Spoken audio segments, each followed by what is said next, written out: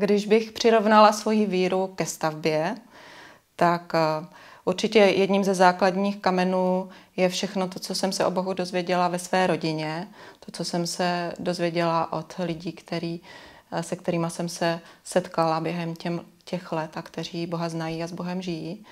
A hlavně to, co si můžu každý den přečíst v Bibli o něm a to, čemu věřím. Moje víra není něco imaginárního, není to víra v něco abstraktního, ale je to víra v konkrétního Boha.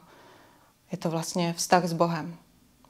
A stejně tak jako přátelé nebo manželé potřebují ten vztah rozvíjet, tak i já se snažím s Bohem komunikovat a poznávat ho a stejně tak chci, aby on i mluvil ke mně a mluvil do mého života. A tak vlastně roste ten vztah. A ten vztah je taky důležitou součástí mé víry. A čím víc Boha znám, tak tím víc zkušeností s ním mám. A čím víc zkušeností s ním mám, tak může růst i ta moje víra.